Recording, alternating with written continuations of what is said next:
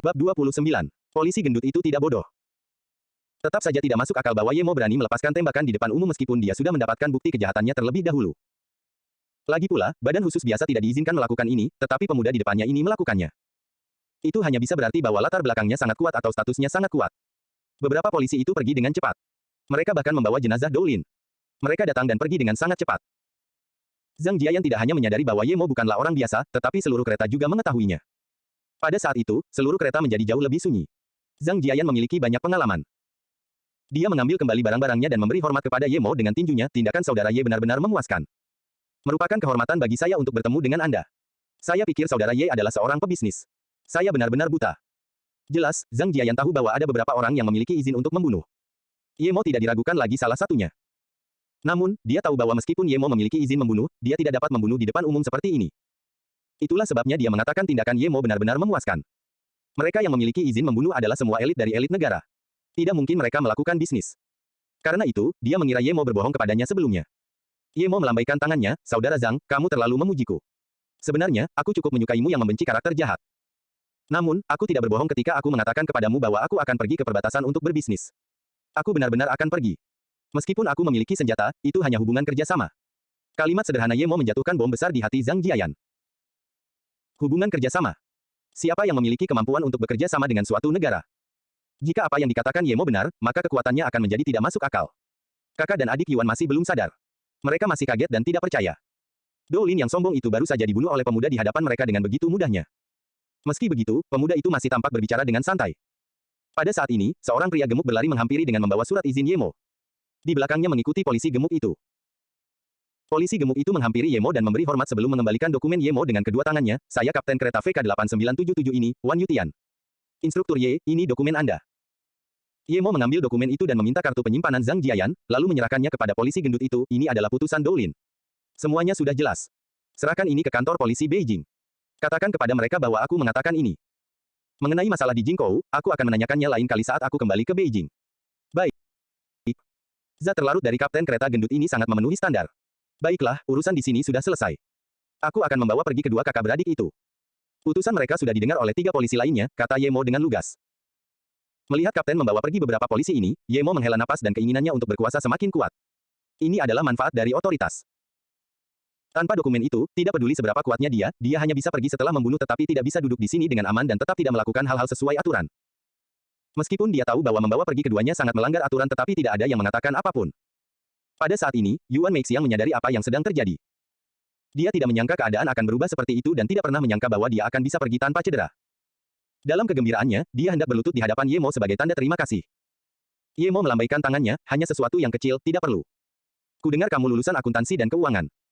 "Ya, setelah lulus dari Universitas Keuangan, aku bersiap untuk bekerja di Jingkou. Lalu, aku bertemu dengan bajingan itu."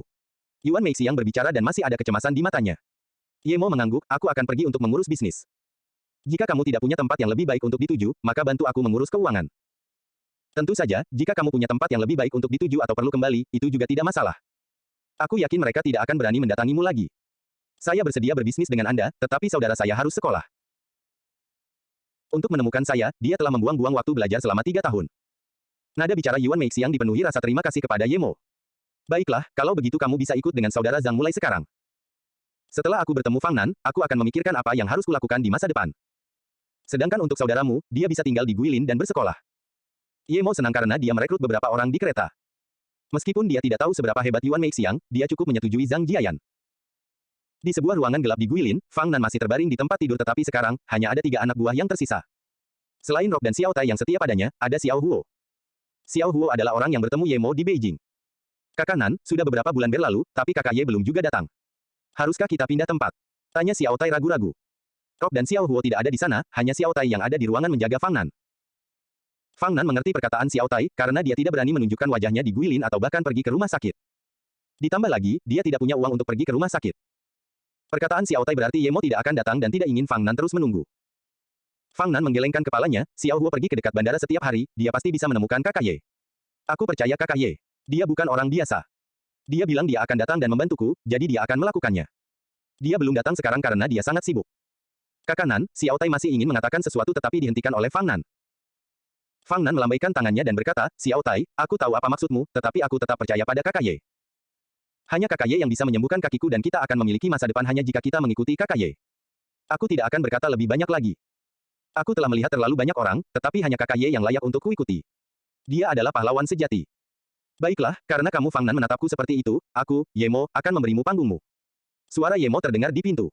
Hai saudaraku. Fang Nan berjuang untuk berdiri dan Xiao Tai segera pergi untuk membantu memegang Fang Nan. Seorang pemuda di belakang Yemo masuk dengan penuh semangat dan berkata, Kakak Nan, akhirnya aku menemukan Kakak Ye hari ini, sudah kubilang Kakak Ye akan datang. Terima kasih, Xiao Huo. Kegembiraan di mata Fang Nan tak terpadamkan seperti halnya Xiao Huo. Zhang Jiayan dan saudara kandung Yuan tidak menyangka teman Yemo tinggal di tempat yang keras seperti itu. Ada bau busuk yang keluar dari kamar kecil itu. Ini bukan bisnis yang mereka harapkan, tetapi mereka berdua tidak bertanya apa-apa. Mereka baru bersama Yemo dalam waktu singkat, tetapi mereka tahu Yemo tidak akan berbohong kepada mereka. Hai saudara, kau sudah di sini. Rock membawa tas besar dan berjalan masuk sambil berkeringat.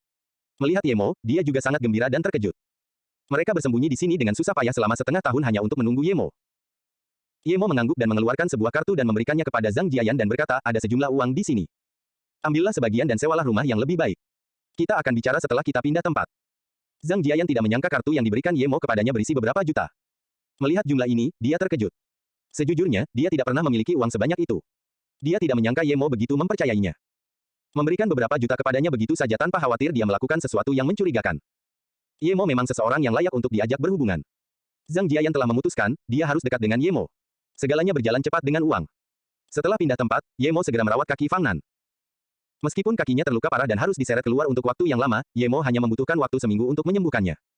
Setelah seminggu, Fang Nan sudah bisa berjalan. Namun, Yemo datang ke Zhang Jiayan secara pribadi. Di matanya, Zhang Jiayan memiliki keuntungan dibandingkan Fang Nan dan Yu Erhu. Fang Nan tidak bisa mengubah temperamen gangsternya. Meskipun ia bisa berkuasa di satu wilayah, ketika keadaan menjadi besar, ia tidak akan seteliti Zhang Jiayan. Dan Erhu lebih buruk dari Fang Nan. Saudara Zhang. Yemo baru saja mengucapkan dua patah kata dan Zhang Jiayan melambaikan tangannya, Saudara Ye, aku benar-benar mengagumimu sekarang. Kau adalah orang paling cakap yang pernah kulihat. Kau bisa membuat Fang Nan berjalan dengan luka seberat itu.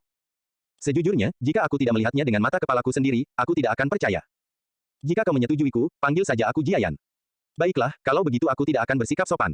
Kau juga melihat Fang Nan. Dia adalah pemimpin geng di daerah perbatasan, Flowing Snake. Tapi sekarang, aku berencana agar dia melakukan bisnis yang layak untukku di daerah perbatasan.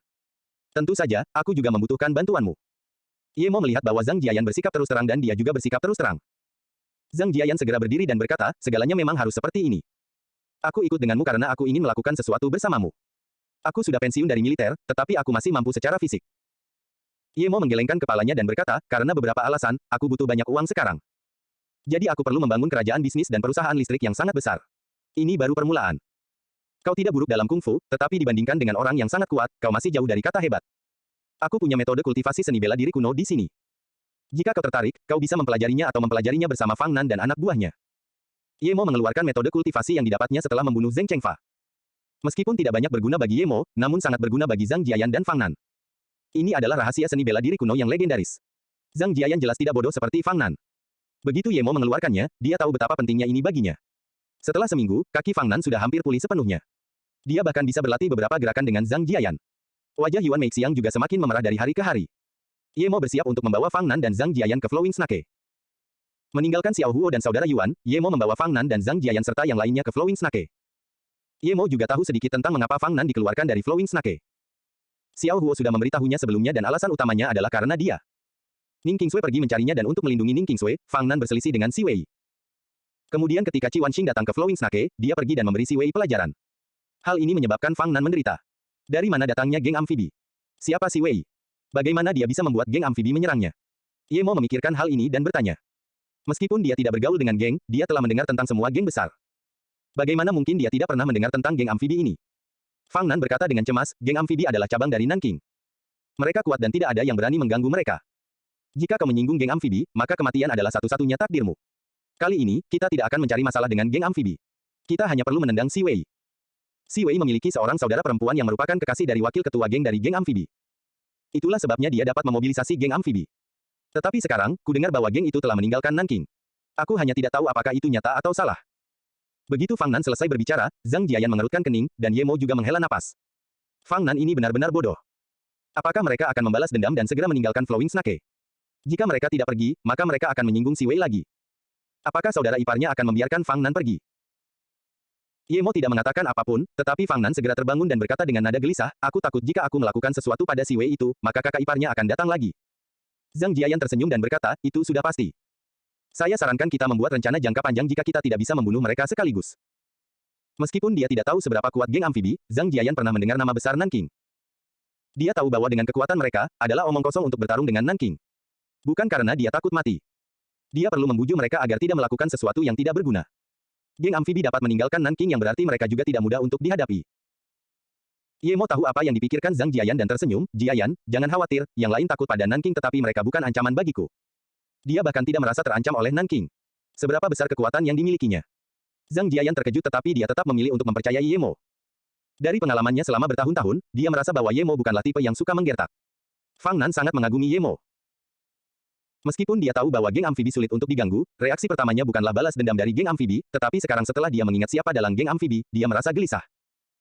Tidak peduli seberapa dia mengagumi Ye Mo, dia tidak percaya Ye Mo dapat mengalahkan Nanking yang memiliki pasukan. Meskipun dia mendengar bahwa geng amfibi bukan bagian dari Nanking lagi, ini bukanlah fakta yang terverifikasi. Fang Nan, haha, kamu benar-benar tidak mati.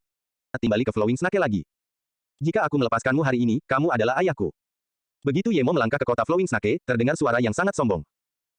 Wajah Fang Nan sangat buruk, dia mengamati orang ini dan berbalik ke Ye Mo, saudara Ye, orang ini adalah Si Wei. Mereka memanggilnya Echidna. Karena ada banyak kepentingan di Flowing Snake, dengan bantuan geng amfibi, dialah orang yang bertanggung jawab di Flowing Snake. Ye Mo mengamati Si Wei. Dia tampak berusia 30-an dan matanya melotot. Jelas dia terlalu bernafsu tetapi ekspresinya sangat sombong. Dia masih memiliki 4 antek yang tampak menakutkan di belakangnya. Apa yang kau lihat? Aku akan mencungkil matamu nanti. Si Wei berkata dengan kejam pada Ye Mo. Kemudian, dia menatap Fang Nan, jika kau memberitahuku di mana kedua gadis yang datang ke sini terakhir kali, mungkin aku akan membiarkanmu hidup. Kau Echidna. Ye Mo menatap Si Wei dan sangat kecewa. Terlepas dari apakah orang ini memiliki dukungan, Fang Nan bahkan tidak bisa menghadapi orang ini. Fang Nan benar-benar tidak memenuhi standar. Jika itu dia, bahkan jika dia tidak memiliki kekuatan untuk bertarung dengan Echidna, dia akan memikirkan cara untuk membunuh orang ini sebelum dia meninggalkan Flowing Snake. Si Wei menatap Fang Nan lalu menatap Ye Mo sebelum akhirnya mengerti siapa bosnya. Dia berjalan di depan Ye Mo dan menunggu untuk menggunakan tangannya untuk mengangkat dagu Ye Mo tetapi dia hanya mengangkat tangannya sekitar setengah inci dan seluruh lengannya terputus oleh bila angin Ye Mo. Ye Mo bukanlah orang yang lemah. Dia datang ke sini untuk membunuh. Ah! Beberapa detik kemudian, Si Wei akhirnya berteriak kesakitan dan terduduk di tanah. Dia baru saja kehilangan lengannya tanpa alasan yang jelas. Fang Nan bereaksi lebih dulu karena dia tahu kekuatan Ye Mo dan sama sekali tidak mempermasalahkan tindakan pembunuhan Ye Mo. Zhang Jiayan juga bereaksi dan menatap Ye Mo dengan pandangan yang berbeda. Meskipun dia menduga bahwa Ye Mo adalah seorang seniman bela diri kuno ketika dia memberinya metode kultivasi, dia bahkan tidak dapat mengetahui kapan Ye Mo menyerang saat itu atau bahkan melihat pisau apa yang digunakan Ye Mo untuk memotong lengan Si Wei. Bunuh dia! Teriak Si Wei dan keempat pria itu pun bereaksi. Mereka menghunus pedang dan menyerang Ye Mo. Zhang Jiayan dan Fang Nan juga menarik pedang melengkung dari pinggang mereka. Namun Ye Mo hanya menggoyangkan jarinya ke arah mereka dan mengiris tangannya di udara 2 kali. 2 bila angin dan 4 kepala terpotong. Hingga kepala-kepala itu jatuh ke tanah, keempat antek itu masih berlari beberapa langkah ke depan sebelum jatuh di samping Si Wei. Ekspresi Ye Mo polos. Baginya, membunuh beberapa orang tidak ada bedanya dengan menginjak beberapa semut. Ditambah lagi, dia akan memulai bisnis pertamanya di Flowing Snake dan dia harus membunuh. Tidak ada yang akan mengkhianati Flowing Snake jika dia hanya mengucapkan beberapa patah kata. Fang Nan masih bisa tetap tenang, tetapi Zhang Jiayan benar-benar terkejut. Dia telah melihat banyak master bahkan tingkat tersier tingkat kuning, tetapi dia belum pernah melihat seseorang sekuat Ye Mo. Dia hanya melihat Ye Mo melambaikan tangannya dengan cepat 2 kali dan bahkan tidak melihatnya mengeluarkan proyektil dan 4 orang terbunuh. Yang lebih mengejutkan Zhang Jiayan adalah sikap Ye Mo terhadap pembunuhan. Sebelumnya, dia pikir Ye Mo bisa tetap tenang setelah membunuh mungkin karena izin, tetapi sekarang, dia tahu ketenangan Ye Mo setelah membunuh tidak ada hubungannya dengan izin. Untuk pertama kalinya, Zhang Jiayan merasa belum benar-benar memahami Ye Mo. Dia hanya melihat permukaan Ye Mo. Mengenai asal-usul dan kekuatan Ye Mo, dia hanya mengerti sedikit. Ye Mo sangat tegas dalam membunuh dan tahu apa yang penting. Dia menyuruhnya merekam bukti terlebih dahulu sebelum membunuh Doulin. Ketika dia membunuh di sini, dia tidak bertanya tentang apapun. Dapat dilihat bahwa dia sangat teliti dan bukan orang yang impulsif. Memikirkan tentang apa yang telah dia perlakukan tidak adil sebelumnya, dia berpikir bahwa mungkin mengikuti Ye Mo, dia benar-benar akan dapat memulai karir yang hebat. Memikirkan hal ini, Zhang Jiayan mulai bersemangat dan mengambil keputusan. Melihat Si Wei sudah pingsan, Ye Mo berkata kepada Fang Nan bahwa dia bersama kami. Kami akan menerobos masuk ke Flowing Snake dengan cara yang paling langsung. Ketika antek-antek Fang Nan membawa Si Wei ke dalam Flowing Snake, semua orang tahu bahwa Fang Nan kembali untuk membalas dendam. Dibandingkan dengan Si Wei, Fang Nan lebih mengenal Flowing Snake dan memiliki lebih banyak koneksi. Alasan Si Wei mampu berdiri tegak di Flowing Snake adalah karena kakak iparnya. Kalau tidak, dengan kemampuannya yang remeh, dia pasti sudah dimangsa orang lain sejak lama. Jadi, Ye Mo bahkan tidak membunuh banyak orang, dia hanya membunuh lebih dari 10 orang pengikut setia Si Wei dan seluruh Flowing Snake sekali lagi dikendalikan oleh Fang Nan. Beberapa pengikutnya yang hilang kembali lagi. Si Wei dibuang di depan Ye Mo seperti anjing mati. Fang Nan menepuk noda darah di tubuhnya dan meludahi si Wei sebelum berkata, "Kakak Ye, aku sudah menginterogasinya. Konon karena Qian Longtou meninggal dan Nanking mengalami konflik internal dan sekarang terpecah belah. Geng amfibi mendeklarasikan kemerdekaan karena itu dan tidak lagi menjadi milik Nanking. Markas besar mereka berada di sudut laut yang tajam dan saudara ipar orang ini sudah menjadi pemimpin geng. Sudut laut yang tajam. Ye Mo berpikir, dia memang akan ke sana sebelumnya. Setengah tahun yang lalu di Hong Kong, dia mendengar tentang konflik internal di Nanking. Dia tidak menyangka bahwa itu masih terjadi sekarang. Sepertinya dia tidak perlu pergi ke Nanking baru-baru ini. Dia akan menunggu setelah konflik berakhir dan kemudian pergi mencari keuntungan sendiri. Lang Ji itu benar-benar tidak berguna. Dia masih belum bisa mengendalikan Nanking. Si Wei terbangun saat itu dan kebetulan mendengar kata-kata Fang Nan. Dia segera mengerti bahwa situasinya mengerikan dan segera memanggil, "Saudara Nan, kasihanilah aku. Aku bersedia bergabung dengan geng Pudao. Ampunilah aku. Jika kamu membunuhku dan saudara iparku meminta." Ye Mo mengerutkan kening dan berkata kepada Fang Nan, "Seret dia keluar dan habisi dia." Fang Nan menyeret si Wei yang menangis keras tanpa ragu-ragu. Tak lama kemudian, lolongan itu menghilang. Fang Nan masuk dengan sedikit darah. Saudara Ye, Rock dan Xiao Tei sudah keluar untuk menenangkan orang-orang. Flowing Snake akan segera stabil. Fang Nan juga tahu bahwa Ye Mo akan melakukan sesuatu di Flowing Snake. Baginya, terlalu banyak orang yang tertarik pada Flowing Snake, jika Ye Mo tidak campur tangan dengan paksa, dia akan segera dilahap habis-habisan. Ye Mo menatap Zhang Jiayan dan Fang Nan lalu mengangguk dan berkata, "Baiklah, Fang Nan, mulai sekarang kamu harus lebih banyak mendengarkan Jiayan. Kita akan berbisnis, bukan berkelompok. Mendapatkan uang dengan menagih pembayaran keamanan dan merampok orang lain bukanlah jalan yang panjang. Flowing Snake hanyalah awal dari bisnis kita. Saya yakin bisnis kita akan semakin besar dan lebih baik. Yang perlu kita lakukan adalah ketika orang mendengar produk itu dari Flowing Snake, mereka akan membelinya tanpa mempedulikan harganya." Mata Zhang Jiayan berbinar-binar. Meskipun Ye Mo tidak menggambarkan rencana besar, dia sama sekali tidak meragukan tindakan Ye Mo. "Hai saudara, apakah kita akan mendirikan perusahaan?" Fang Nan bukan orang bodoh dan tahu bahwa Ye Mo ingin berbisnis besar. Ye Mo mengangguk, "Langkah pertama adalah mendirikan perusahaan. Sebut saja. Sebut saja Luo Yue." Ye Mo berpikir sejenak dan teringat bahwa dia berasal dari benua Luo Yue. Melihat temperamen gangster di Fang Nan, Ye Mo tertawa sendiri tetapi dia masih perlu mengingatkan Fang Nan, "Fang Nan, kita sedang melakukan bisnis yang sah sekarang. Jangan lakukan hal-hal sebelumnya lagi. Aku ingin ketika aku kembali ke Flowing Snake, tempat itu tidak lagi kacau. Aku ingin membangun kota yang nyata." Aku pikir Jiayan akan mengerti apa yang aku maksud. Kamu harus lebih mendengarkannya. Jiayan mengangguk dan berkata, "Saya mengerti, tetapi apa produk pertama kita? Kita tidak bisa terus menjual produk ilegal." Ye Mo tahu ini. Alasan dia ingin mendirikan Luo Yue adalah untuk membantunya mengumpulkan kekayaan dan mencari tanaman obat di seluruh dunia. Tujuan utamanya tetap untuk membantunya berkultivasi. Luo Yue akan menjadi apoteker. Tentu saja, tujuan utama kami adalah mengumpulkan semua jenis tanaman obat yang berharga. Saya punya daftar terperinci berikut beberapa gambarnya. Jiayan dapat bertanggung jawab untuk ini. Mulai sekarang, Jiayan dapat mengelola Luo Yue. Ye Mo mengeluarkan daftar yang sudah digambarnya dan memberikannya kepada Zhang Jiayan. "Bagaimana denganku, kakak Ye?" Fang Nan bertanya dengan ragu. "Kamu akan bertanggung jawab atas keselamatan perusahaan. Begitu perusahaan kita menghasilkan banyak uang, orang-orang akan iri, jadi tugasmu adalah membuat Luo Yue benar-benar aman." Ye Mo langsung berkata. Fang Nan tidak peduli dengan jabatan itu. Dia hanya mengikuti Ye Mo tanpa berpikir. Sekarang Ye Mo menugaskannya, dia langsung menepuk dadanya dengan penuh janji. Ye Mo kemudian berkata kepada Zhang Jiayan, "Aku masih memiliki 2 murid di Luo Chang. Mereka akan mengelola produknya. Jika kamu punya waktu, pergilah ke Luo Chang dan bawa mereka. Sedangkan untuk saudara Yuan, kamu juga bisa meminta mereka membantu." Mengenai serum peningkat jantung dan pil kecantikan dan sebagainya, Ye Mo telah mengajarkan Erhu. Ia percaya bahwa selama ada cukup bahan, Erhu akan mampu mengeluarkan beberapa produk ini. Setelah mengatur semua ini, Ye Mo mengeluarkan semua uang di banknya dan mentransfernya ke Zhang Jiayan. Kemudian, dia meninggalkan Flowing Snake. Dia telah menetapkan pengikutnya. Dia percaya bahwa jika dia terus seperti ini, Luo Yue pasti akan dapat mengumpulkan ramuan yang dia butuhkan dan itu bisa menjadi taipan bisnis yang menggemparkan dunia. Musim gugur adalah masa panen, tetapi tidak untuk semua orang. Keluarga Song dimusnahkan dan berkurang, tetapi ini bukanlah berita terbesar. Kekacauan terbesar adalah keluarga Suan Jiangqiao dibantai dalam satu malam. Sebagai keluarga terbesar ketiga di Tiongkok yang berkuasa di Beijing dan Suan Jiang, sebagian besar keluarga hanya bisa mengaguminya dengan kagum. Namun sekarang, dengan hancurnya keluarga Suan Jiangqiao, keluarga Beijing Qiao juga jatuh dari tebing dan hampir keluar dari panggung 5 keluarga besar. 5 keluarga besar di Beijing. Keluarga Song telah merosot. Keluarga Ye telah jauh dari masa kejayaannya. Keluarga Qiao telah menerima pukulan yang sangat berat. Satu-satunya yang masih layak menjadi bagian dari keluarga besar adalah keluarga Zhang dan keluarga Li. Penghancuran keluarga Suan Jiangqiao juga memperingatkan semua keluarga besar lainnya bahwa mereka masih jauh dari kata tidak bisa dihancurkan. Keluarga Suan Jiangqiao bukannya tanpa orang yang selamat. Qiao Gang adalah salah satu dari 3 orang yang selamat. Dia mendengarkan saran Ye Mo tetapi ditegur oleh kakeknya. Namun, Qiao Gang yakin bahwa Ye Mo bukanlah orang biasa dan Ye Mo memberinya perasaan bahwa Ye Mo adalah seseorang yang lebih tinggi dari keluarga. Dia tidak percaya Ye Mo akan mengatakan hal seperti itu kepadanya tanpa alasan. Meskipun kakeknya Qiao Zhen menegur kata-katanya, dia tetap diam-diam memasang beberapa kamera dan meninggalkan Xuan Jiang.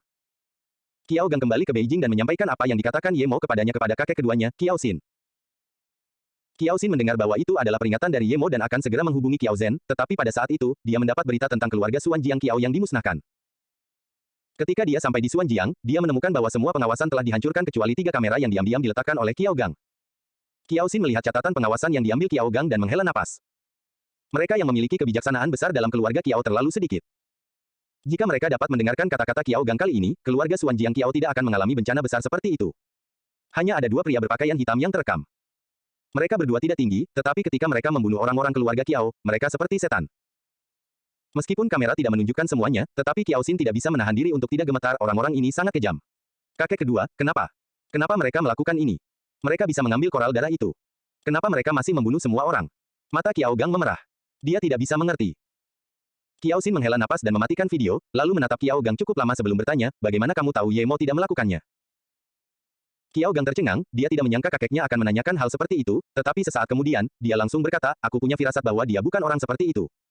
Jika memang begitu, dia tidak akan mengingatkanku. Dan, kedua orang di layar itu jauh lebih pendek darinya.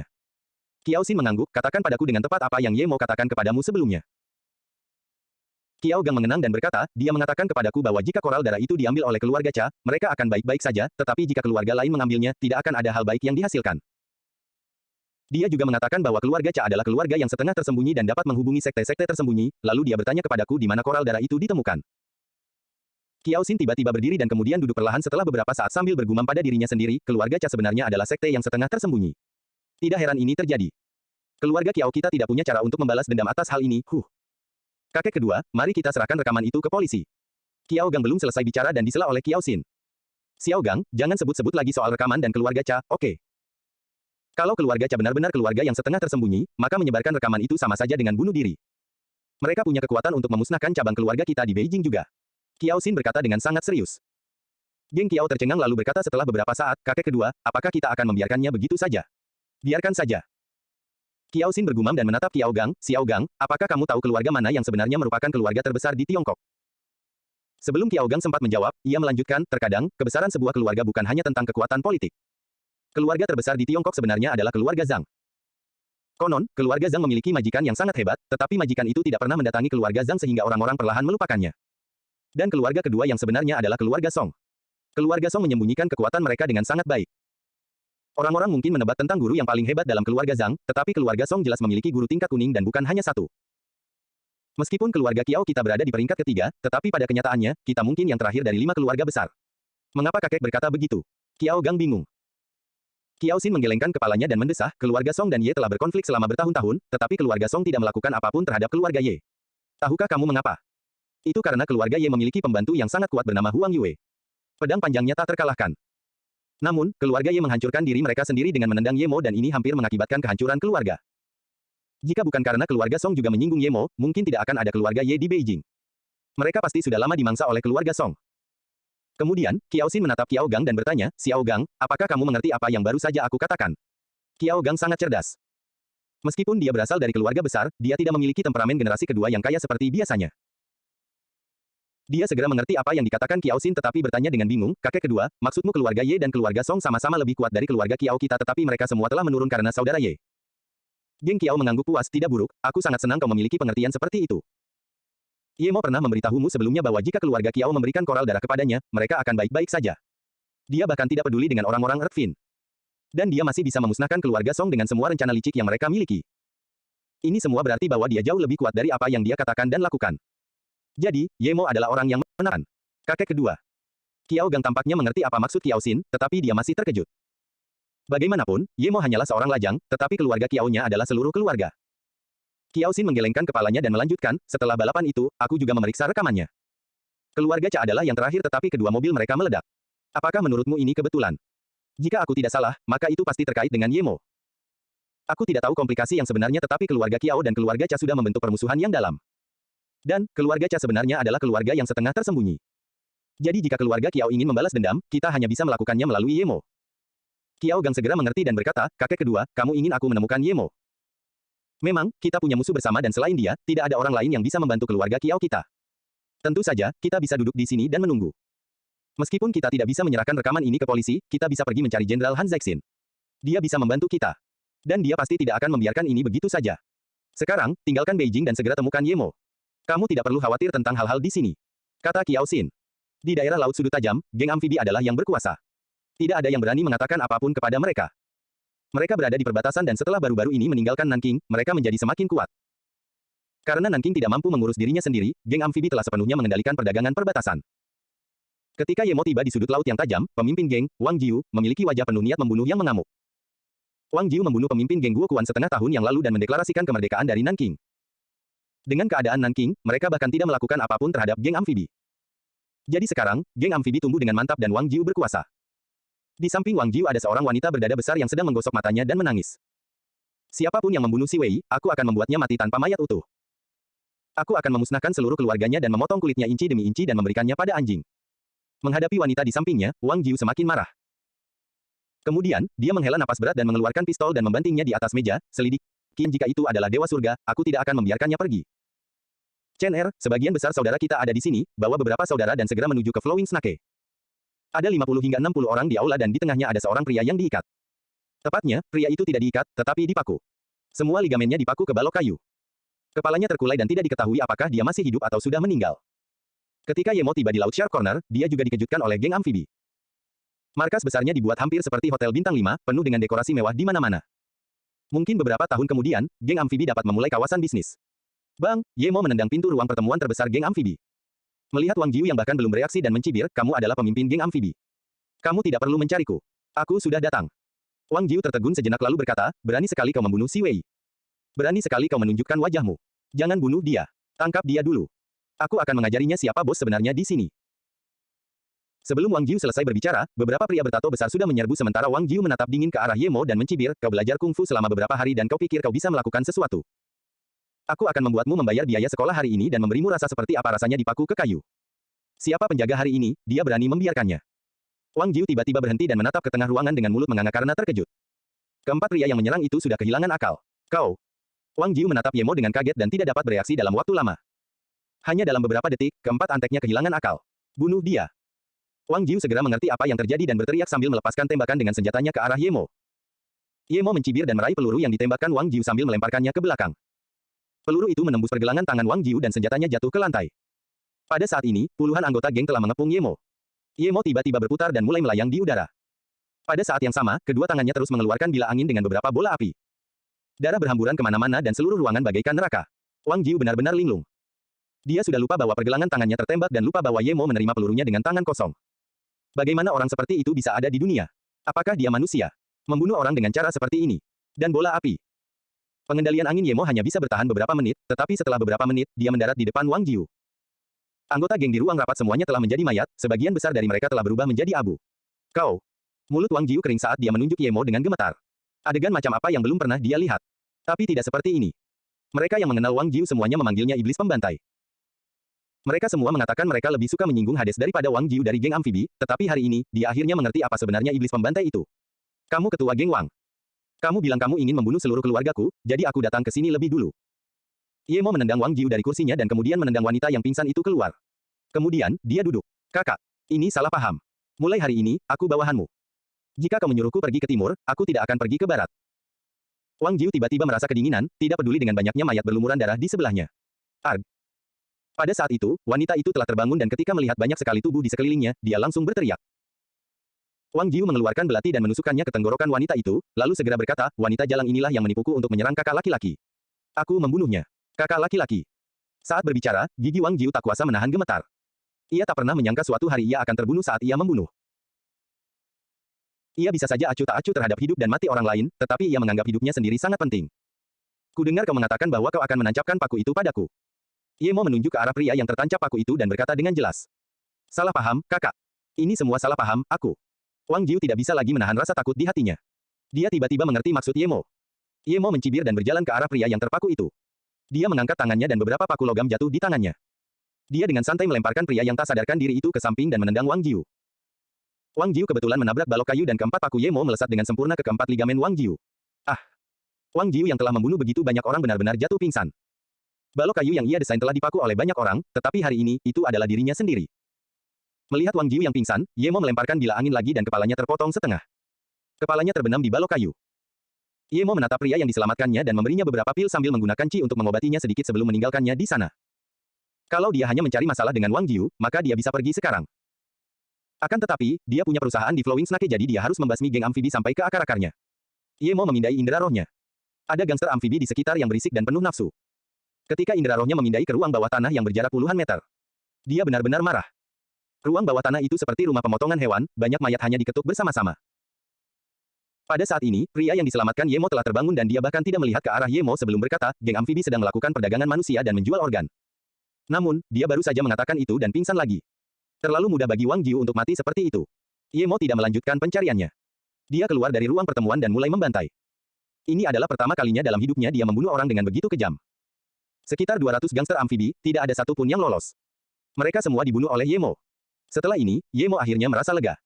Dia membawa pria yang tak sadarkan diri itu dan meninggalkan ruangan. Kemudian, dia melemparkan puluhan bola api dan rumah megah milik geng amfibi itu pun terbakar habis. Api membumbung tinggi di udara yang dapat dilihat bahkan dari jarak puluhan kilometer. 1 jam kemudian, pria ini terbangun. Meskipun sebelumnya dia menderita luka parah, ini bukan apa-apa di tangan Ye Mo. Dia pergi dari sana sebelum pria itu terbangun. Karena api yang membesar, tak lama kemudian sejumlah besar mobil polisi datang. Mereka melihat daerah yang hancur dan seorang pria yang hampir tidak bisa berdiri. Kapten Wang, mengapa Anda di sini? 2 polisi berlari menghampiri. Jelas, mereka mengenal pria ini dan dia sebenarnya seorang polisi.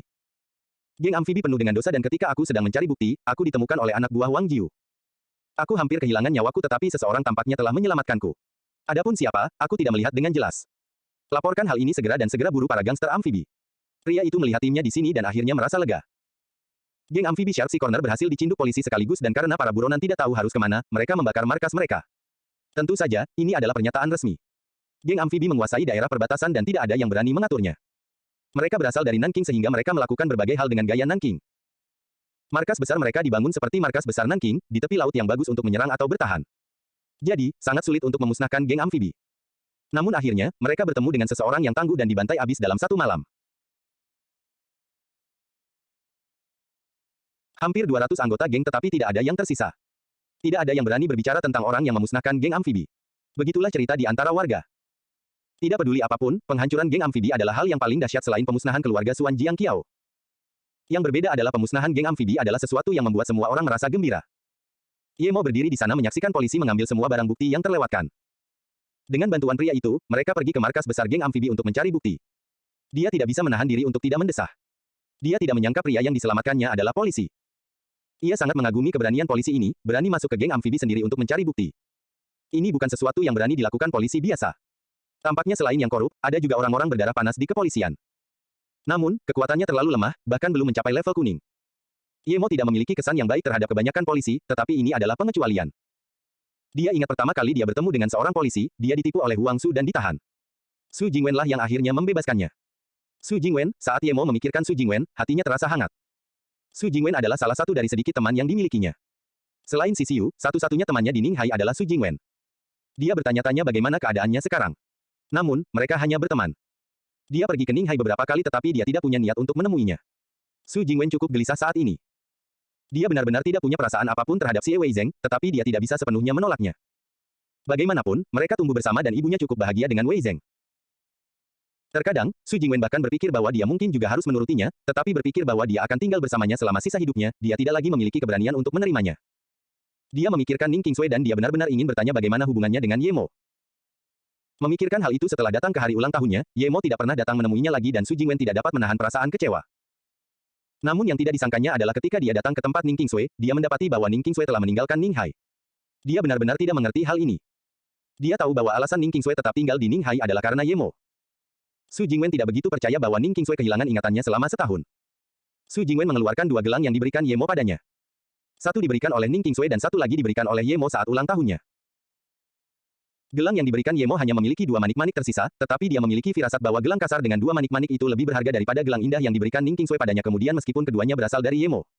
Tiba-tiba dia mengagumi Ning Qingsui. Dia melakukan hal-hal sesuka hatinya. Ketika Ning Qingsui bertanya kepadanya tentang cara menggunakan jimat itu, dia tahu bahwa Ning Qingsui akan melakukan sesuatu yang berbahaya. Kemudian, Ning Qingsui kembali dengan gelang Ye Mo. Dia tahu bahwa itu pasti ada hubungannya dengan Ye Mo. Dia masih bisa mengingat kebahagiaan di wajah Ning Qingsui dan dia sangat cantik saat mengenakan kalung itu, sangat cantik. Cintanya pada Ye Mo hampir terukir di wajahnya. Mengapa dia berubah begitu banyak hanya dalam beberapa bulan?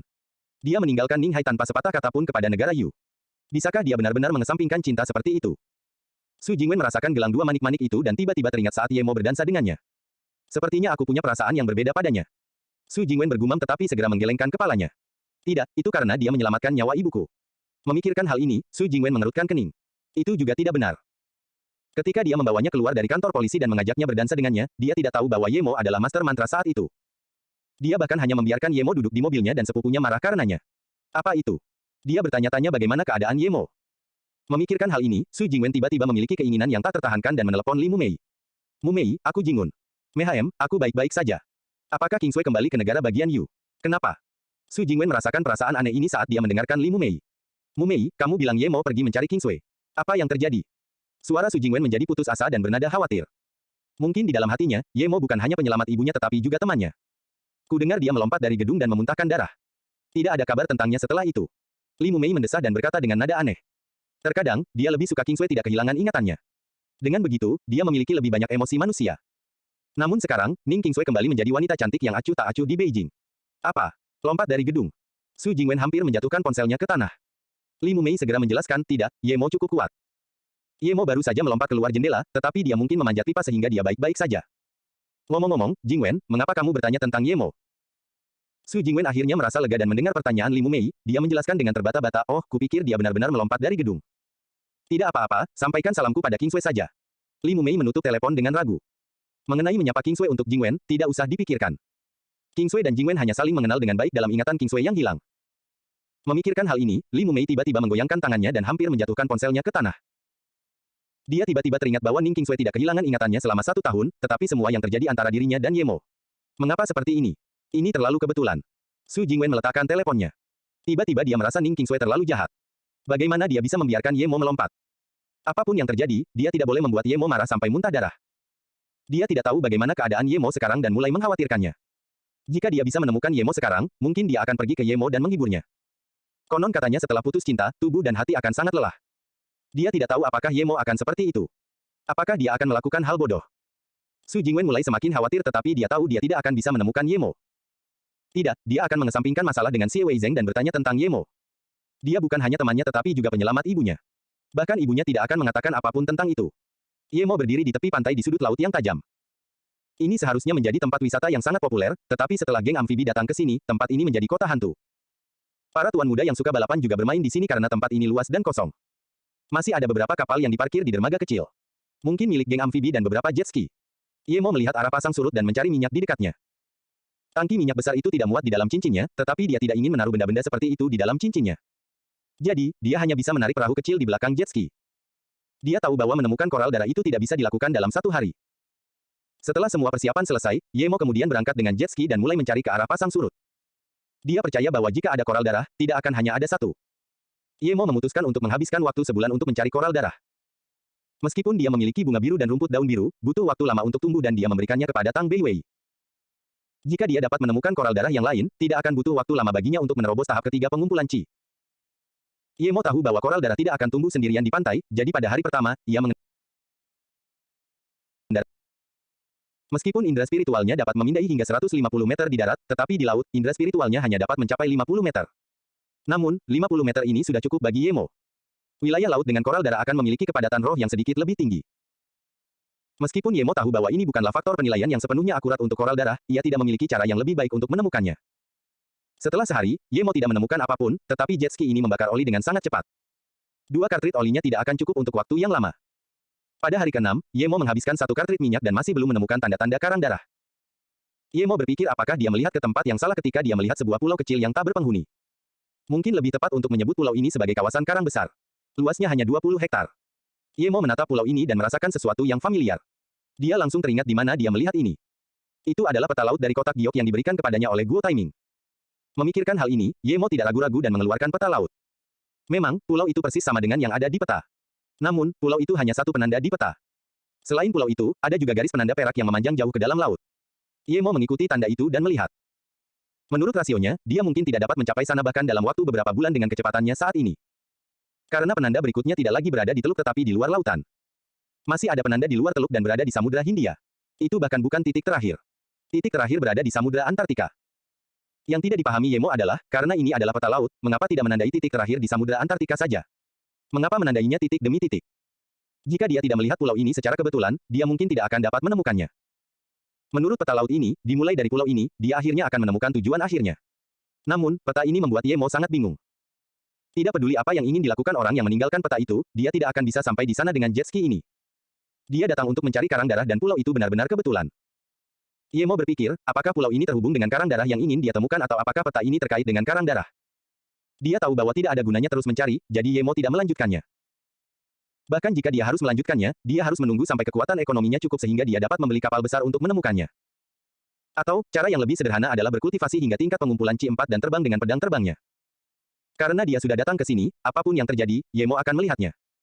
Yemo memarkir jet ski-nya di pulau itu dan menyelam ke dalam air.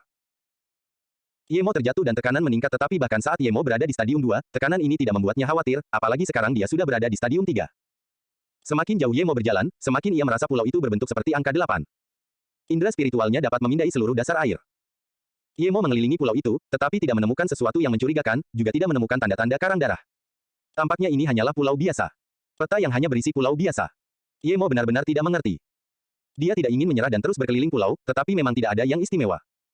Yemo sangat kecewa dan dia hanya bisa kembali ke permukaan laut. Yemo terkejut karena pulau itu dan bahkan jet ski miliknya menghilang begitu saja dari permukaan laut.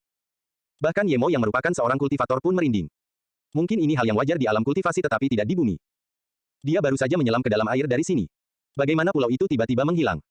Yemo berpikir dan segera menyelam ke dalam air lagi. Dia mencari di mana dia mencari sebelumnya dan yang membuatnya lega adalah bahwa pulau itu ditemukan olehnya lagi.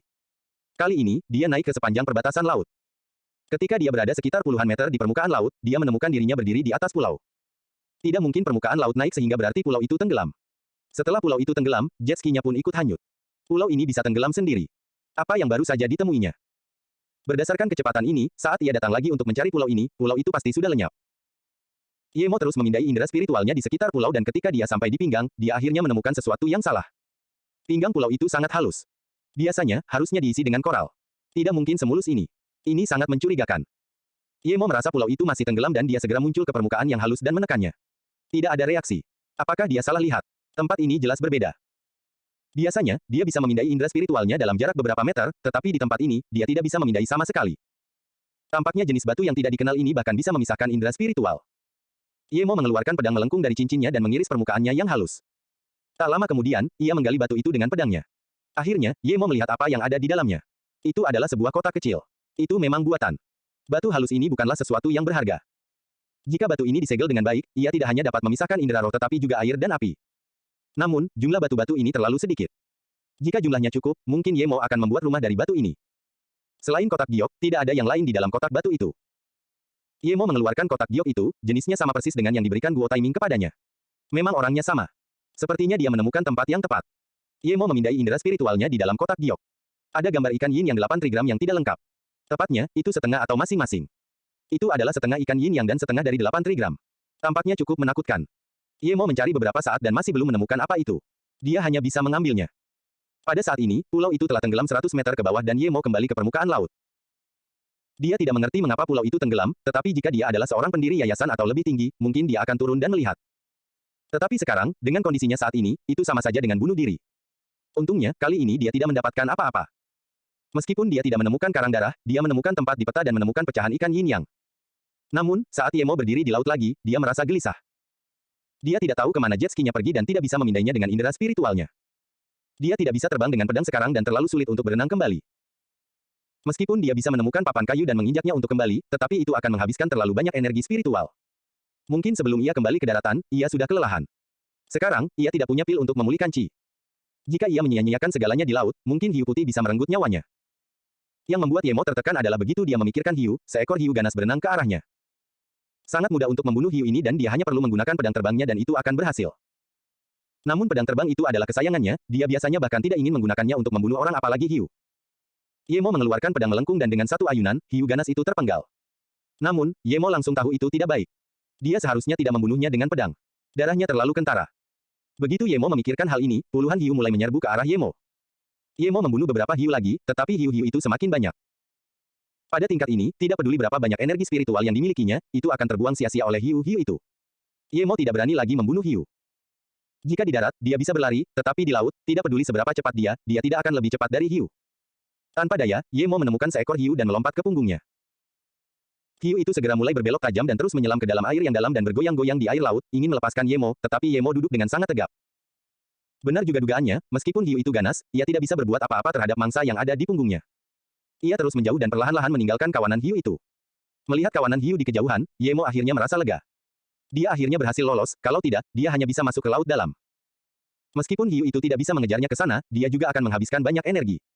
Bagaimanapun, tekanan itu sangat kuat. Tepat saat Ye Mo hendak melepaskan hiu itu, dia melihat hiu itu sangat cepat. Dia pikir mungkin dia bisa menggunakan hiu ini sebagai tunggangan.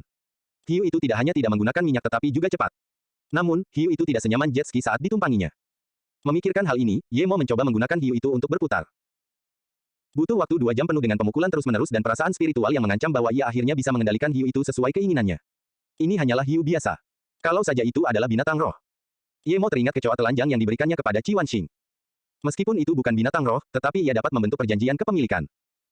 Hiu ini tidak dapat melakukannya karena kecerdasannya jauh dari kecoa telanjang itu. Ye Mo berdiri di punggung hiu selama sekitar 1 atau 2 jam dan merasa ada yang tidak beres. Meskipun hiu ini dapat digunakan untuk bepergian dan tidak lambat, hiu ini tidak dapat digunakan untuk waktu yang lama. Begitu waktu bertambah sedikit, hiu itu akan lelah. Meskipun tampak sangat keren berdiri di punggung hiu, cukup merepotkan karena ia perlu istirahat. Tak berdaya, Ye Mo hanya bisa mendapatkan beberapa ikan untuk memberi makan hiu dan membiarkannya beristirahat setiap 2 jam sekali. Meskipun demikian, sehari kemudian, hiu itu semakin melambat. Ye Mo sempat berpikir untuk mendapatkan satu lagi, tetapi memikirkan bagaimana ia masih perlu melatihnya selama setengah hari, Ye Mo kehilangan minat. Ya ampun, apa yang kulihat benar? Aku benar-benar melihat seseorang berdiri di punggung yang sedang menunggangi laut. Ya ampun, Cina benar-benar negara yang ajaib. Seorang gadis pirang dengan mata biru memegang teleskop dan berseru. Pria kulit putih tinggi di belakangnya tertawa, Lena, kamu sangat menyukai Cina.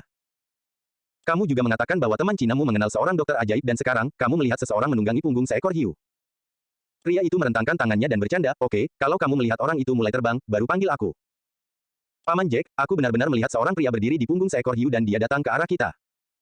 Gadis bernama Lena itu tidak meletakkan teleskopnya tetapi terus berseru sambil menonton. Benarkah? Hari ini bukan April Mop. Pria kulit putih ini mengambil teleskop dan mengamati dengan ragu. Begitu Jack melihat, ia hampir menjatuhkan teleskopnya ke tanah. Ia benar-benar melihat seseorang berdiri di punggung seekor hiu yang sedang menungganginya di laut. Ya Tuhan, ini benar-benar nyata. Cina terlalu ajaib. Tuan Mo, negara Anda terlalu ajaib. Keputusan untuk datang kali ini adalah keputusan yang tepat, meskipun kita tidak bisa bekerja sama, tetapi ini sepadan dengan pemandangan ajaib ini. Jack, seperti Lena, tidak ingin meletakkan teleskopnya lagi. Pria yang dipanggil Tuan Mo itu berjalan mendekat dengan rasa ingin tahu, Lena, apa yang kalian bicarakan? Aku tidak mengerti. Pria itu tiba-tiba berhenti karena bahkan tanpa teleskop, ia melihat seseorang di punggung seekor hiu mendekat dengan cepat dari jarak beberapa ratus meter. Ye Mo melihat kapal pesiar ini dari jauh dan berpikir bahwa ia tidak dapat mencapai daratan dengan hiu tersebut sehingga ia ingin naik kapal ini. Itu nyata. Pria Mo melihat hiu yang mendekat dengan cepat. Ye Mo segera mendekati kapal pesiar dan dengan lompatan terbang, dia pergi dari belakang hiu ke atas kapal. Ya ampun, dia terbang ke sini. Jack tak kuasa lagi memegang teleskop di tangannya. 2 marinir berjalan cepat sambil membawa senjata mereka. Mereka tidak melihat bagaimana Ye Mo naik ke kapal, tetapi mereka melihat orang asing dan segera melaporkannya kepada kapten. Lena muncul di hadapan Ye Mo dengan heran dan mengucapkan beberapa patah kata. Wajahnya memerah karena kegembiraan, tetapi Ye Mo tidak mengerti sepatah kata pun. Jack melihat Ye Mo mengerutkan kening dan segera menyeret Lena ke samping. Ye Mo menatap kedua marinir berkulit hitam itu, lalu berkata kepada si Mo, kapalku tenggelam di laut. Aku akan meminjam kapalmu untuk sampai ke daratan. Pria Mo itu langsung berkata dengan gembira, baiklah, tidak apa-apa. Aku akan memberitahu kapten sekarang. Dia mengira Ye Mo adalah seorang bajak laut tetapi bahkan seorang bajak laut tidak akan menyerang di sini. Namun, kata-kata Ye Mo membuatnya merasa lega sepenuhnya dan berbalik untuk berbicara dengan kedua marinir itu. Kedua marinir itu mendengar perkataan pria itu dan menatap Ye Mo sekali lalu tidak berkata apa-apa lagi. Mereka bergegas masuk ke dalam kapal. Ye Mo pergi ke sudut kapal dan duduk. Ia memejamkan mata dan berkultivasi.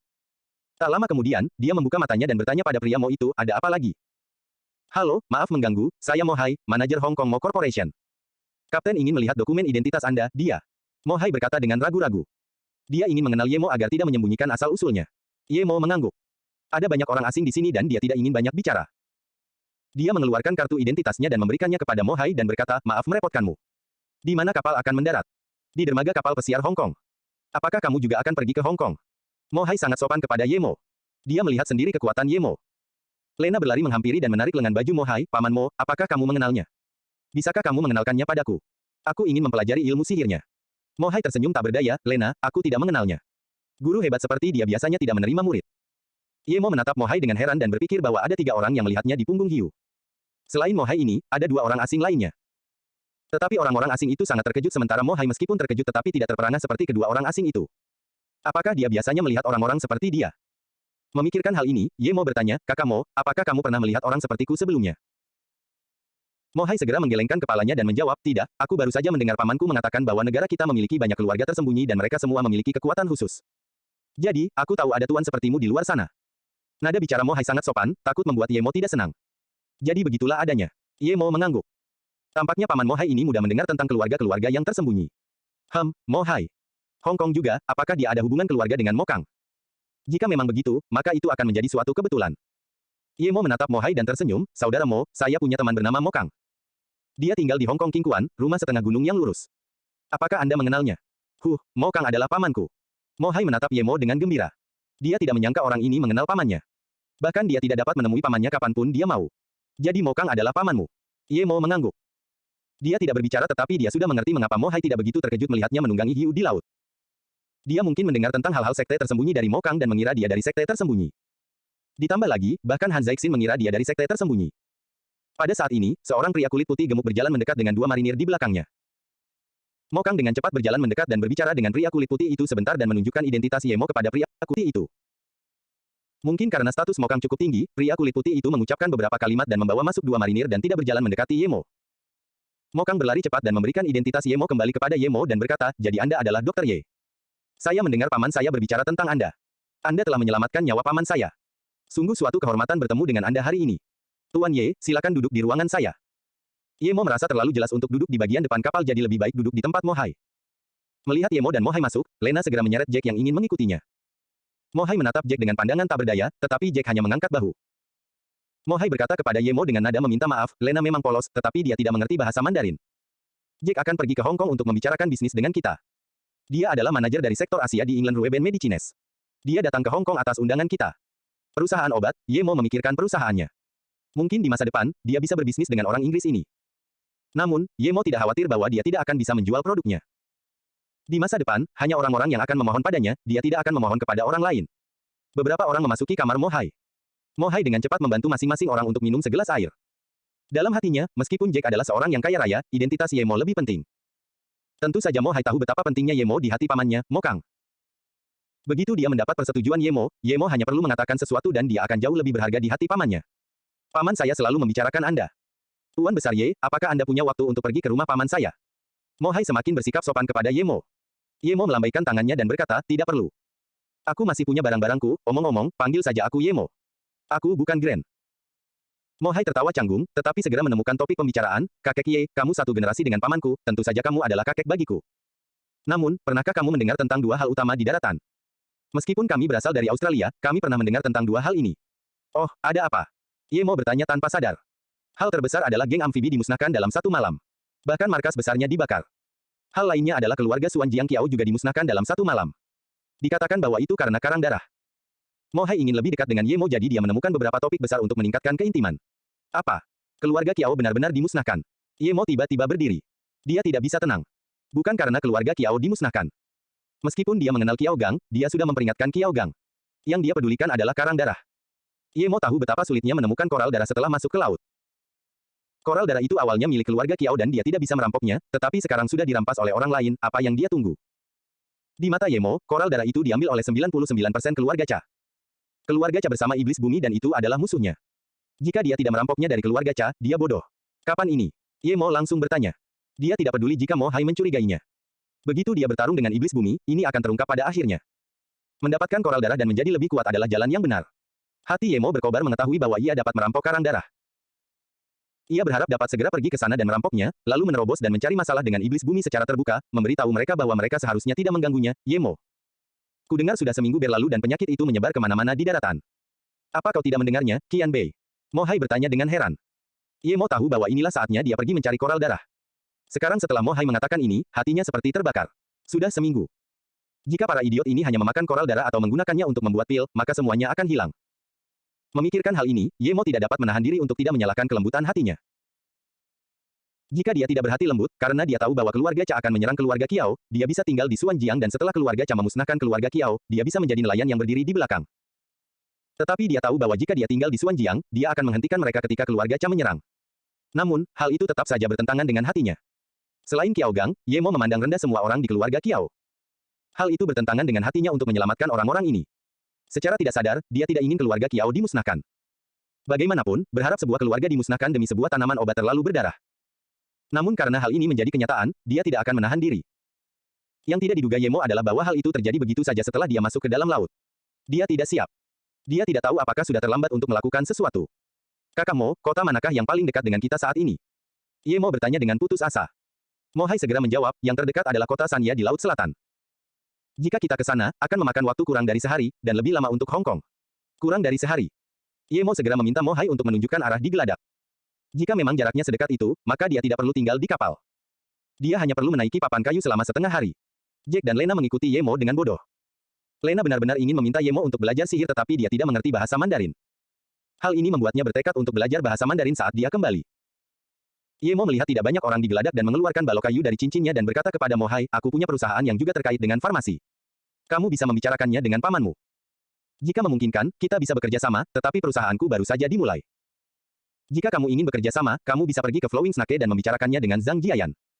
Aku masih sibuk jadi aku tidak akan banyak bicara, selamat tinggal. Kemudian, Ye Mo melompat ke laut sambil berdiri di papan kayu dan segera menghilang, meninggalkan 3 orang dengan mulut ternganga karena terkejut. Ya Tuhan. Jack tidak bisa berkata apa-apa lagi. Ye Mo mengikuti arah yang ditunjuk Mo Hai dan saat itu hanya 2 jam dan langit baru saja menjadi gelap dan dia bisa melihat cahaya. Itu adalah San Yan. Ye Mo tahu tentang keluarga Jiang Nancha. Ketika Wu Guang memberitahunya, dia bertanya tentang hal itu. Kota tempat keluarga Cha berada tidaklah besar. Kota itu dekat Luochang. Kota itu awalnya adalah kota kecil tetapi karena pertumbuhan populasi, kota itu berubah menjadi kota sedang. Kota itu bernama kota Liangpu. Jika dia ingin pergi ke sana, dia harus terbang ke Luochang terlebih dahulu dan kemudian pergi dari sana. Setelah sekian lama berlalu, bahkan Ye Mo tidak yakin apakah koral darah itu masih ada di keluarga Cha. Jika benar-benar keluarga Cha yang membantai keluarga Qiao, maka koral darah itu mungkin masih ada di sana. Jika bukan keluarga Cha atau jika keluarga Cha bekerja sama dengan sekte tersembunyi lainnya, maka koral darah itu mungkin sudah tidak ada lagi. Penerbangan paling awal dari Sanya ke Luochang adalah pukul 7 pagi. Meskipun ia tiba di Sanya pada malam hari, ia masih harus menunggu di sana semalaman sebelum berangkat ke Luochang. Ye Mo tidak punya pilihan selain menunggu. Sampai di sini dari laut, meskipun dia menggunakan kinya untuk mengeringkan pakaiannya dan mencucinya dengan air, tetap saja tidak nyaman setelah berlama-lama di laut. Dia menemukan sebuah hotel, mandi, dan berganti pakaian bersih sebelum keluar untuk mencari makanan. Dia hanya makan biji-bijian selama beberapa hari terakhir. Untuk pertama kalinya, dia berjalan santai di jalan mencari tempat makan. Andai saja Luo Ying ada di sisinya. Ye Mo memikirkannya dan mendesah. Dia tahu ini hanya mimpi. Ye Mo berjalan ke blok makanan cepat saji yang besar dan memesan sesuatu dengan santai dan mengambil beberapa botol bir. Dia merasa makanan di sini tidak buruk. Tepat saat Ye Mo hendak menyelesaikan ucapannya, suara seorang gadis yang tegas memotongnya, kamu Ye Mo. Benar-benar kamu. Bagaimana kamu bisa ada di sini? Gadis itu melihat Ye Mo mendongak dan berteriak kegirangan. Begitu gadis itu berteriak, Ye Mo mengenalinya. Meskipun dia tidak tahu siapa namanya, dia adalah teman sekolahnya. Dia masih memiliki kesan. Namaku Wang Yanming. Apa kau tidak mengenalku? Kita sudah sekelas selama bertahun-tahun.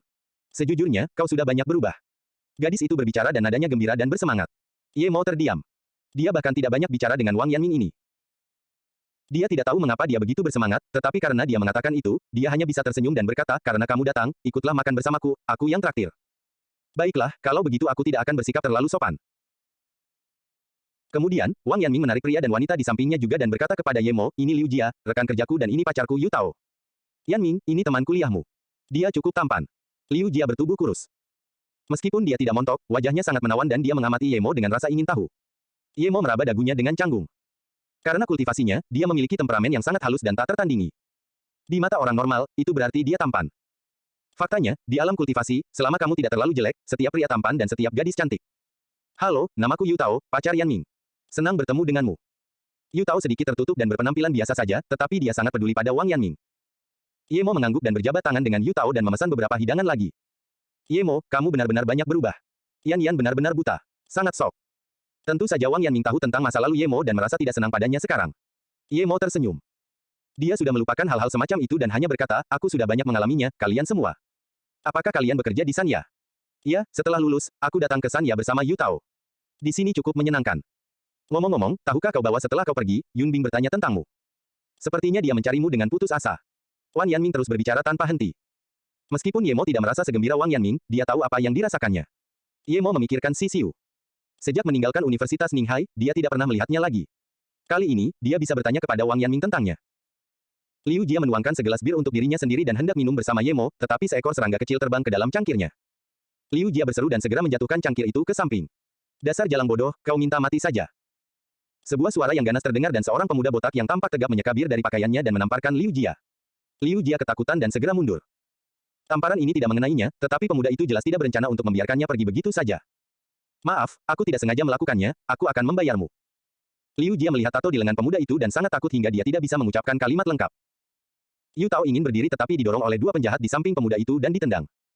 Wang Yanming memegangnya tetapi penuh dengan kekhawatiran. Ye Mo menghela napas.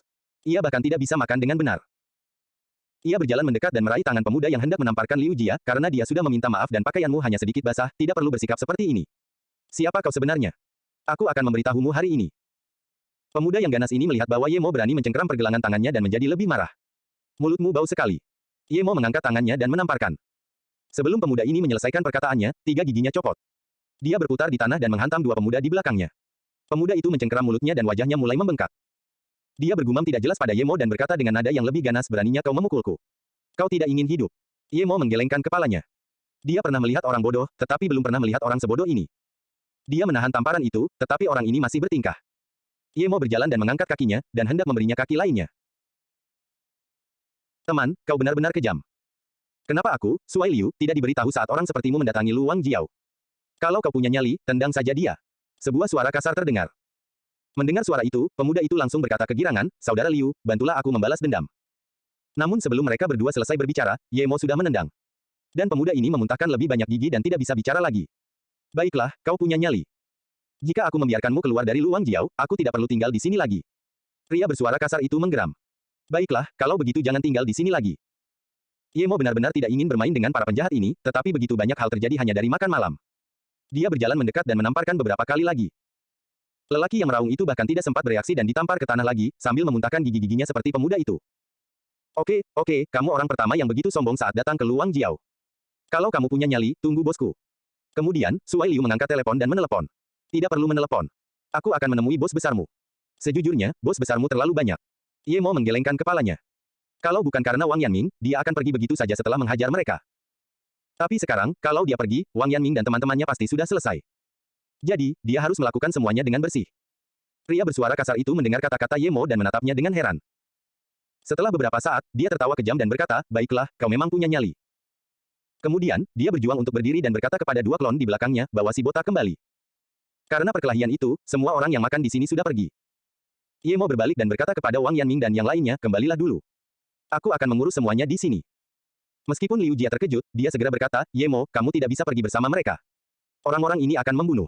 Ayo cepat pergi. Tidak perlu. Aku tahu apa yang kulakukan. Kalian pergi saja. Oh, ngomong-ngomong, Wang Yanming, apakah kamu punya berita tentang Si Xiu?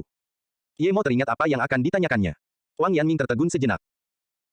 Dia benar-benar tidak mengerti bagaimana perasaan Ye Mo saat ini untuk bertanya tentang Si Xiu, tetapi dia tetap menjawab, sepertinya ada sesuatu yang terjadi di keluarga Si Xiu. Dia hanya mengikuti ujian susulan setelah lulus. Jika kamu ingin menemuinya, kamu bisa pergi ke acara wisuda tahun itu. Dia mungkin akan pergi.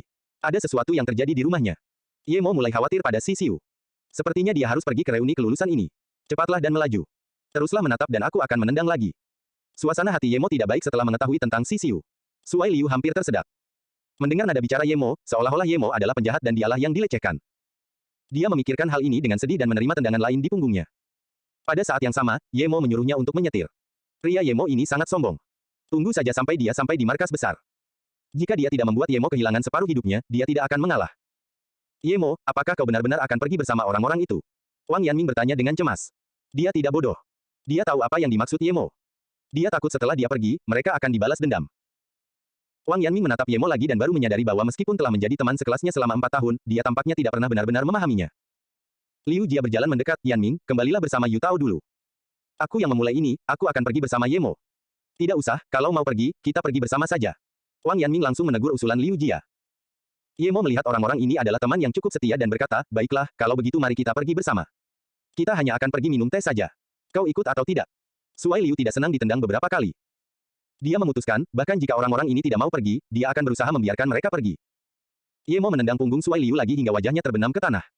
Apakah aku mengizinkanmu bicara? Cepatlah dan pergilah. Kata Ye Mo dingin. Markas besar yang dikatakan Suai Liu hanyalah tempat pertemuan sederhana. Tampaknya faksi yang berkuasa ini masih terus berkembang. Ye Mo dan yang lainnya baru saja masuk dan beberapa orang sudah menutup pintu keluar dan menutup semua pintu. Liu Jia dan yang lainnya belum pernah melihat kejadian seperti itu dan segera mengikuti Ye Mo dengan tegang. Penampilan Ye Mo sebelumnya menunjukkan bahwa dia adalah petarung hebat. Beberapa anak muda ini punya nyali. Meskipun Western Sen kita baru saja tiba di sini, kita bukanlah sesuatu yang bisa diganggu oleh orang-orang kecil. Ye Mo baru saja berjalan ke aula utama dan sebuah suara datar terdengar. Kakak, ini dia. Dia sangat sombong dan memukul setengah gigi si botak. Dia bahkan mengatakan akan datang menjemputmu di sini. Suai Liu dengan cepat melebih-lebihkan. Pasir barat. Ye Mo tahu ada pasir utara. Dia juga tahu pasir barat tetapi jauh lebih kecil dari pasir utara. Dia bahkan bertemu dengan bos besar pasir barat, Jiao Bianyi. Dia tidak tahu apakah pasir barat ini berasal dari Hong Kong. Jika ya, kekuatan Jiao Bianyi berkembang cukup pesat. Ye Mo masuk dan melihat lelaki parubaya duduk di tengah, dan langsung tahu bahwa ini adalah pasir barat milik Jiao Bianyi. Karena ketika dia bergegas ke pertemuan bos besar di Hong Kong, lelaki ini berada tepat di belakang Jiao Bianyi. Namun, orang di pasir barat yang memberi kesan paling dalam pada Ye Mo adalah Peng Yang. Orang ini tidak buruk, tetapi dia mengikuti Jiao Bianyi.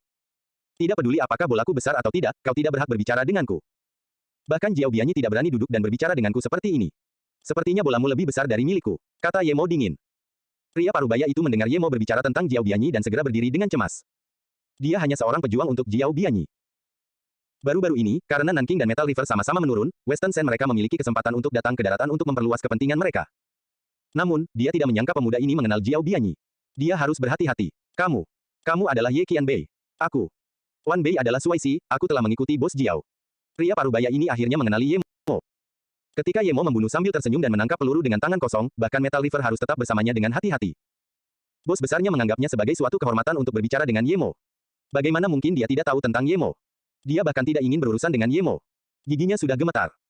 Suai dia tahu bahwa itu hanya sepotong kue jika Ye Mo ingin membunuhnya. Dia tidak berani lagi duduk di atas dan segera berlari menghampiri Ye Mo sambil membungkuk. Namun, dia segera mengerti siapa sumber masalahnya. Suai Si berjalan di depan Suai Liu dan menamparnya beberapa kali sambil menendang Suai Liu hingga terpental beberapa meter. Suai Liu duduk di lantai sambil menatap bosnya dengan kaget. Dia telah mendapat tepuk tangan meriah dari bos besarnya. Mengapa bosnya memukulnya tanpa bertanya? Apakah karena Ye Mo? Bos besar memanggilnya Qianbei. Apa ini? Wang Yanming dan teman-temannya semakin terkejut. Mereka tidak menyangka kejadiannya akan begitu lucu. Mereka pikir mereka akan kehilangan sebagian kulitnya jika tidak mati, tetapi tiba-tiba, bosnya begitu menghormati Ye Mo. Suai Si segera membungkuk pada Ye Mo dan berkata, Ye Qianbei, silakan duduk. Sampai Ye Mo duduk di paling atas, Suai Si bernapas dengan lancar. Dia juga berkata dengan sopan kepada Wang Yanming dan teman-temannya, kalian adalah tamu terhormatku. Silakan duduk. Diundang untuk duduk dan menikmati teh, selain Ye Mo yang masih tenang, Liu Jia dan teman-temannya bingung. Namun, mereka juga tahu bahwa ini semua karena Ye Mo. Wang Yanming tidak bisa memahami Ye Mo lebih jauh. Bagaimana dia membuat orang-orang ini begitu sopan? Suai Si mendudukkan mereka sebelum berteriak kepada Suai Liu, minggir. Patahkan kaki si botak. Hadapi tembok dan bertobatlah karena berlutut. Beraninya kau menyerang Ye Qianbei. Kurasa kau tidak ingin hidup. Suai Liu dipenuhi perasaan bersalah, berpikir bagaimana aku bisa tahu dia adalah Ye Qianbei. Ketika dia pertama kali masuk, kamu juga mengatakan bahwa anak muda zaman sekarang cukup berani, tetapi sekarang kamu berubah begitu cepat. Meskipun dia berpikir seperti itu, dia tidak berani mengatakannya. Ye Mo melambaikan tangannya dan berkata, baiklah, masalah ini berakhir di sini, tetapi aku tidak ingin hal itu terjadi lagi. Jika tidak, aku tidak keberatan menghancurkan departemen ini. Ya. Ye Qianbei jangan khawatir. Kami datang ke sini untuk melakukan bisnis yang benar. Suai Si berkata cepat. Dia merasakan punggungnya penuh keringat. Dia tidak mengira Ye Mo menggertak. Bahkan jika Ye Mo mengatakan dia akan menghancurkan pasir barat, dia tetap tidak berani meragukannya. Dia mendengar bahwa bahkan Metal River dan Nanking dihancurkan oleh Ye Mo, meskipun Western Sen tumbuh dengan cepat, mereka masih jauh dari mampu menandingi Nanking dan Metal River. Ye Mo tidak peduli apakah orang-orang ini menjalankan bisnis dengan baik atau tidak. Itu tidak penting baginya. Jika bukan karena Wang Yanming dan teman-temannya, dia bahkan tidak akan datang hari ini. Ye Qianbei, aku punya pesan penting yang ingin kulaporkan padamu. Suai dia tahu bahwa kesan Ye Mo terhadapnya tidaklah terlalu baik, dia harus membuat Ye Mo terkesan. Oh, ada apa? Ye Mo tahu maksud Suai Si, tetapi dia tidak keberatan. Dia tidak punya waktu untuk peduli dengan orang-orang ini. Karena ini sudah selesai, dia siap untuk pergi. Suai Si tersenyum dan berjalan di samping Ye Mo, Qianbei pasti tahu tentang koral darah, kan? Kudengar itu sangat berguna bagi seniman bela diri kuno. Keluarga Qiao dimusnahkan karenanya, tetapi belum lama ini, salah satu antekku mendengarnya di sebuah bar. Apa?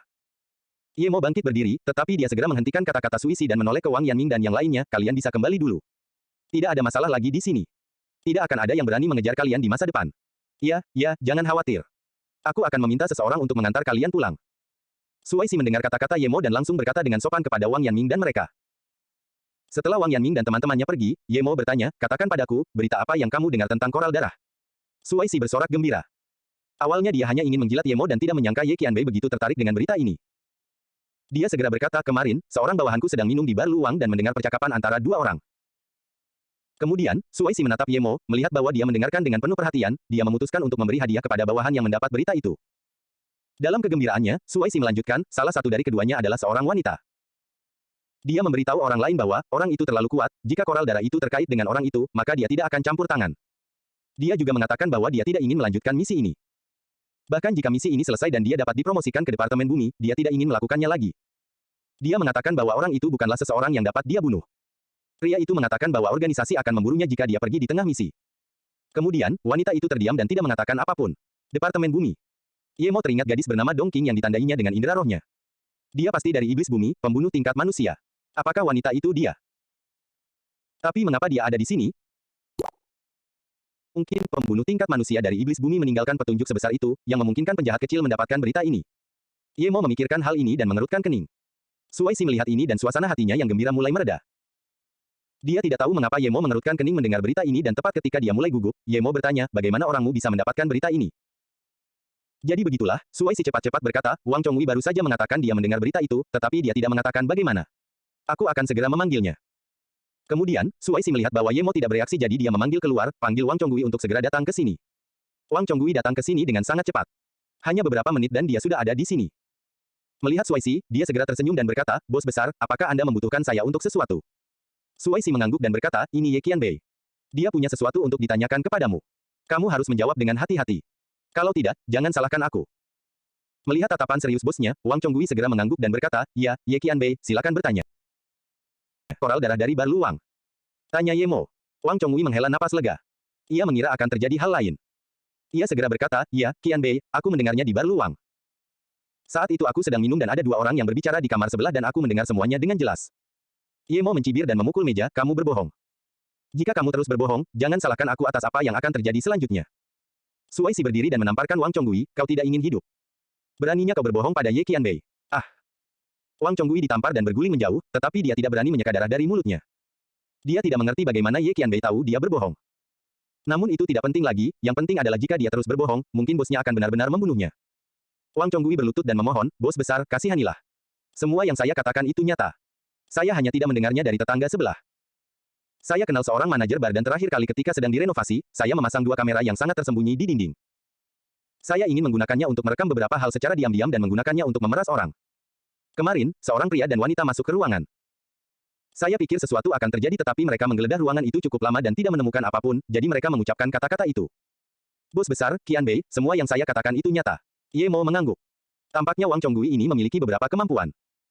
Namun, tidak peduli seberapa hebatnya dia, bagaimana mungkin Dong Qing tidak menemukan kamera yang dipasangnya.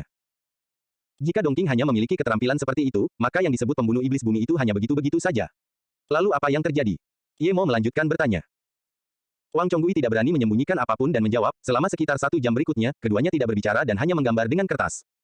Mereka bahkan tidak saling menyentuh tangan dan pergi. Saya tidak mendapatkan apapun yang berharga. Yemo terdiam. Wang Chongwei menganggap aksi ranjang adalah satu-satunya hal yang berharga. Jika tidak ada aksi ranjang, maka semuanya tidak berguna. Orang ini unik.